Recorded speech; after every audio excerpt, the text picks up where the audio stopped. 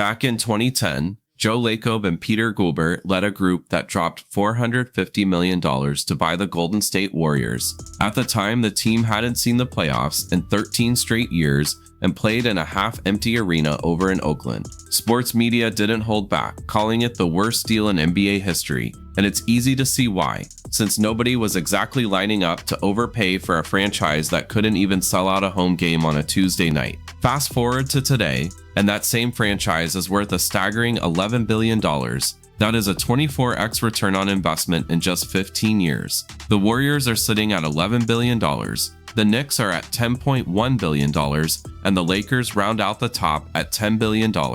These three teams have completely broken away from the other 27 franchises in the league, and the scary part is that the gap isn't closing, it's actually widening every single year. Now, you might think this is just a story about winning championships or having the biggest star players, but it's really not. The $10 billion club was built on three specific business decisions that most owners never bothered to make.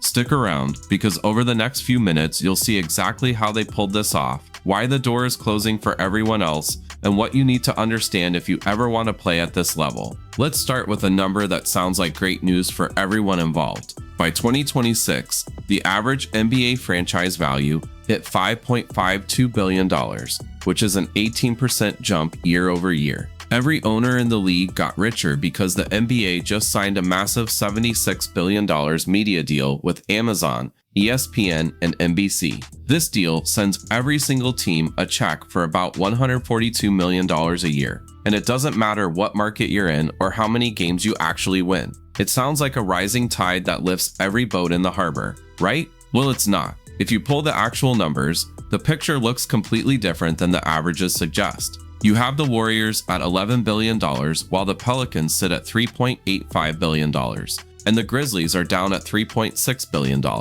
That isn't just a little bit of variation between teams, it's two entirely different businesses that just happen to be wearing the same jersey. The Warriors are worth 3 times what Memphis is worth, and that gap didn't shrink at all after the national media money landed. It actually got wider. Here's the reason why that $142 million floor isn't making things equal for the smaller teams. For the Warriors, the Lakers, and the Knicks, that national payout is just a baseline that sits on top of massive local revenue, arena deals, and global sponsorships. Take the Lakers, for example, whose local TV deal alone brings in roughly $200 million a year. They are collecting that national check and stacking it on top of a local deal that is already bigger than the entire revenue picture for some other teams. For a city like Memphis or New Orleans, the national deal isn't a floor to build on, it is the ceiling and represents almost everything they have. I call this the Great Divorce, and it is the most important shift happening in professional sports right now.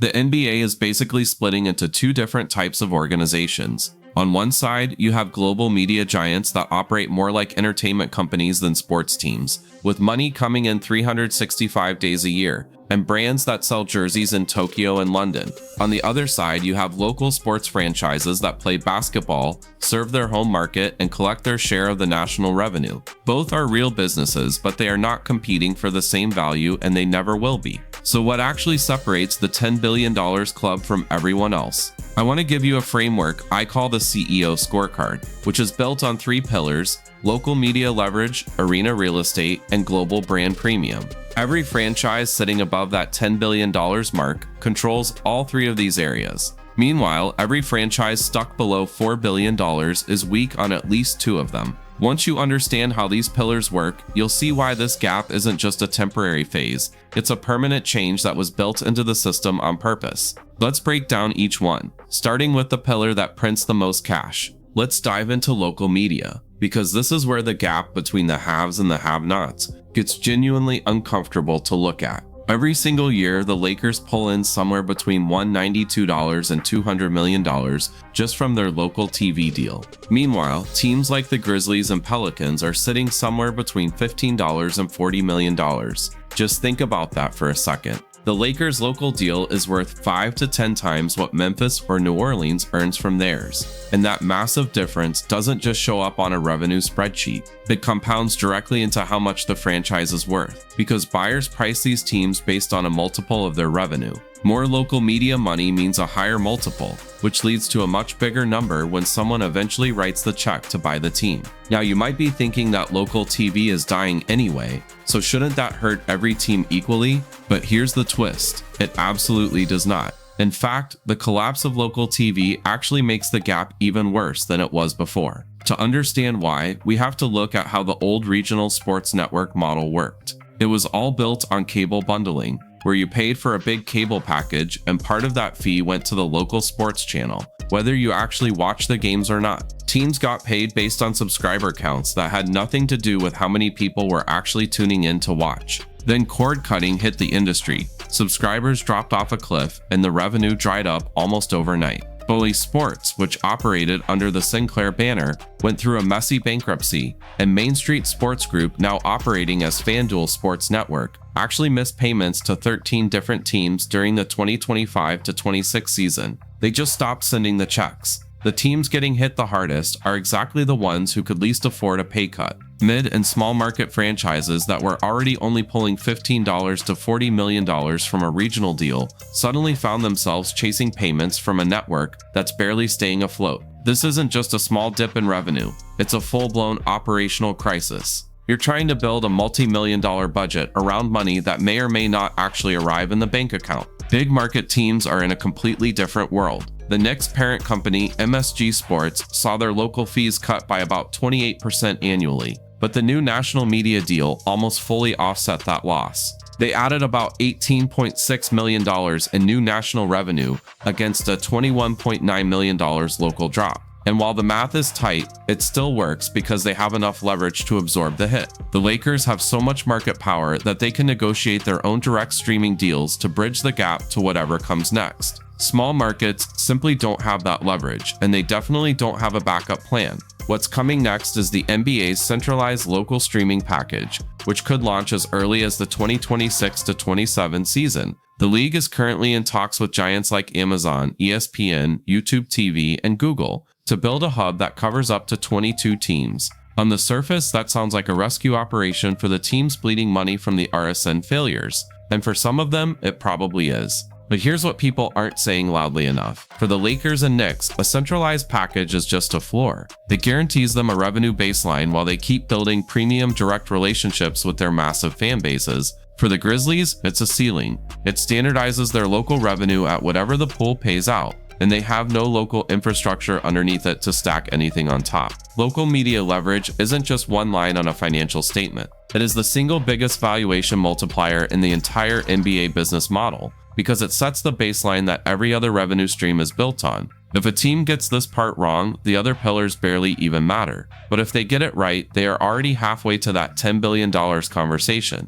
Local media gets you into the conversation, but it doesn't get you to an $11 billion valuation on its own. This second pillar is where the Golden State Warriors didn't just outperform the rest of the league. They basically invented a different game entirely. Most NBA teams play 41 home games a year, which means they get 41 nights of ticket revenue, concessions, and parking. However, the Warriors Chase Center hosts over 200 events every single year, including massive concerts, corporate summits, UFC fights, and esports tournaments. The arena doesn't go dark in April when the basketball season ends, it just switches formats and keeps the cash flowing. That difference in how the building is used isn't just a scheduling detail, it's a completely different business model, buried inside what looks like a basketball team. Chase Center opened its doors in 2018, and the way it got built matters just as much as the money it generates today. Joe Lacob privately financed the whole thing for $1.4 billion without using public subsidies, city bonds, or a sweetheart lease from the local government.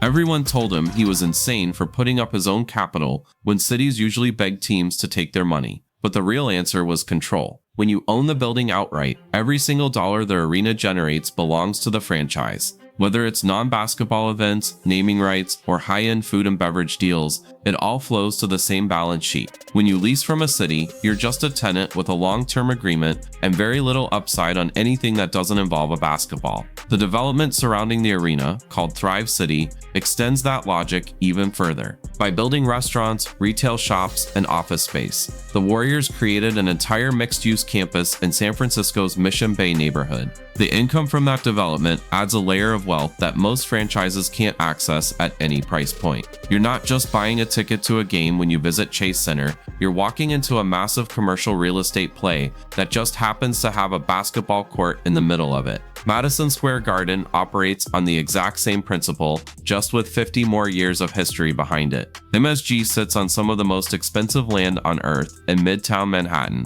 and it runs as a 365-day cash register for the Knicks, the Rangers, and a steady rotation of corporate events. James Dolan gets criticized constantly for how he runs the basketball team, but the asset he controls is genuinely irreplaceable. You simply cannot build another MSG. And the real estate alone makes the Knicks' $10.1 billion valuation defensible, even when the team is having a down season. Now look at what the Pelicans have in New Orleans. They play in the Smoothie King Center, which is a city-owned arena where the team has limited control over non-basketball revenue and essentially zero real estate upside. That's not a knock on their ownership, but it is a structural reality that's hard to change. The Pelicans are tenants who show up and play, but the revenue from everything else in that building doesn't flow their way like it does for the Warriors or the Knicks. The naming rights deal for the Barclays Center is worth $20 million a year, which is definitely real money. But whether that $20 million actually moves the needle on what the franchise is worth depends entirely on who controls the building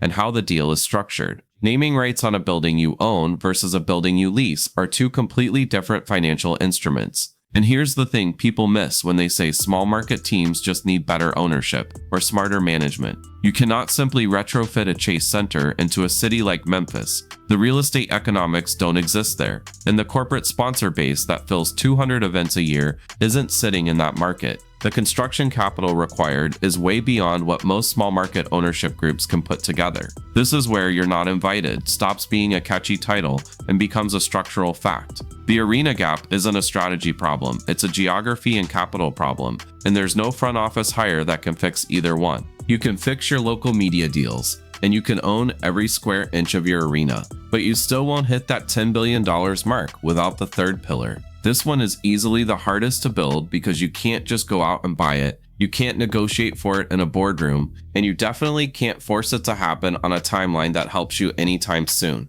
Think about what's happening right now in a city like Tokyo, where a teenager is walking into a store to buy a Lakers jersey. They aren't looking for a Hornets jersey or a Pelicans hat. They want the purple and gold. When you repeat that single choice millions of times across Asia, Europe, and South America, it turns into hundreds of millions of dollars in yearly revenue. That is money that teams in Charlotte or New Orleans simply cannot touch. And it doesn't matter how well they draft or how smart their front office is. Everything from global merchandise sales to international streaming rights and premium sponsorship rates is priced based on brand recognition. In the NBA, that recognition is stuck at the very top of the mountain. The Warriors and the Lakers can demand sponsorship deals that carry a massive global premium because they've spent decades building international fame. Think about the names involved here, like Magic Johnson, Kobe Bryant, LeBron James, and Stephen Curry. These guys aren't just basketball players. They are global media assets who spent 20 years making their teams famous in markets where the NBA didn't even have an office yet.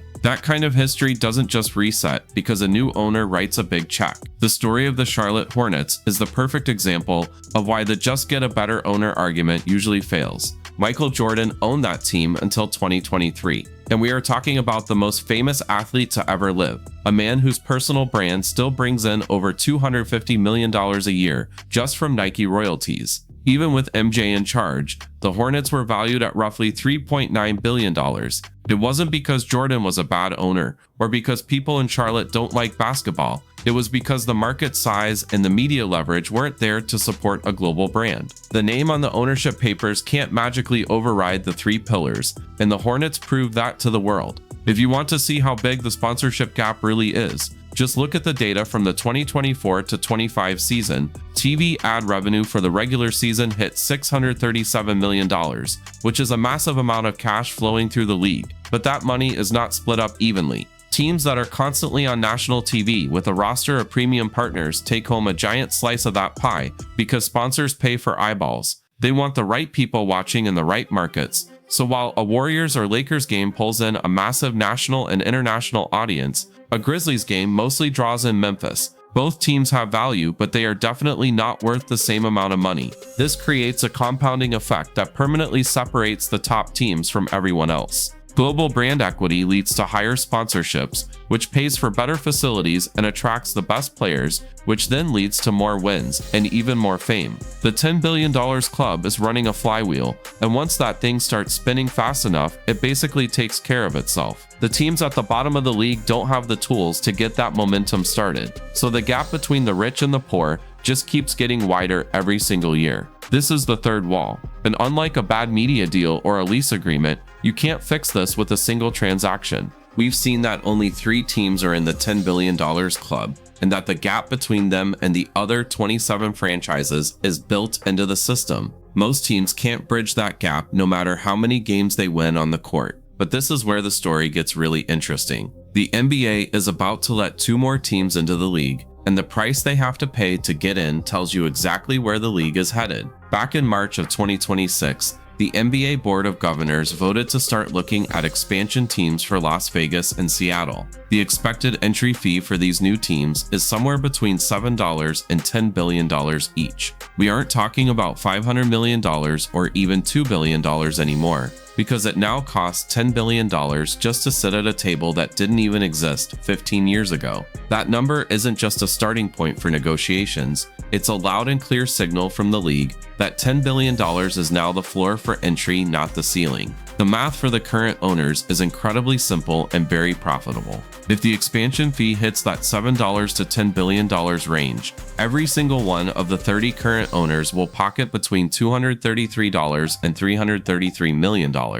That money doesn't get shared with the players or put into a league-wide pool. It goes straight into the owners' pockets without being touched by the usual revenue sharing rules. The people who are already in the club are getting a massive payday just for opening the door for 2 new members. When you look at these 2 markets through the lens of the 3 pillars, Vegas already has a head start. T-Mobile Arena is finished and running, the local economy is built on entertainment every day of the year, and there isn't a massive local sports media graveyard to deal with. This means an expansion team can walk right in and be the biggest show in town for local TV rights. The corporate sponsors who pay for luxury suites and jersey logos are already lined up on the strip. So the only real question is whether a Vegas team can build a global brand over time, or if it will just stay a local attraction for tourists. Seattle is a completely different story, because that market is sitting on a mountain of corporate cash. You have giants like Microsoft, Amazon, Boeing, and Starbucks all headquartered right there, which creates a premium sponsorship market that has been waiting for a team since the Supersonics left in 2008. Climate Pledge Arena is already renovated and ready to go, and the argument for Seattle's brand is actually stronger than Vegas, because it has a real identity and a loyal fan base. When you add in the $76 billion national media deal as a guaranteed floor for revenue, both of these new teams are looking at a very fast growth rate, but that only happens if they can actually execute on the 3 pillars we've been talking about. The one thing nobody wants to say out loud is that Vegas and Seattle are joining a game where the Warriors, Lakers, and Knicks already have a 15-year head start. Those teams already have the brand power, the real estate income, and the media deals locked in. The cost to join the league is going up, but the lead held by the $10 billion club isn't getting any smaller. For anyone who isn't already an owner, the window to get in on this level is closing much faster than the league's rising valuations make it seem. Building a $10 billion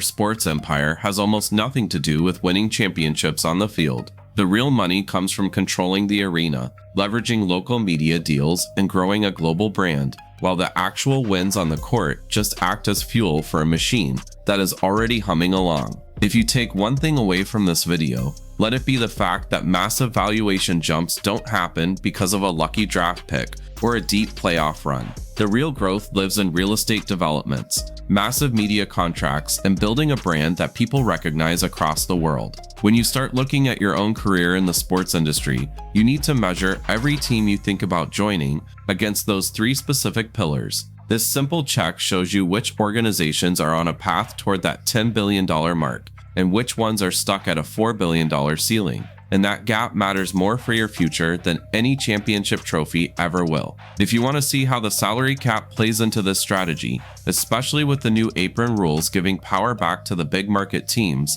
you need to watch the next video. Make sure you subscribe so you don't miss that breakdown.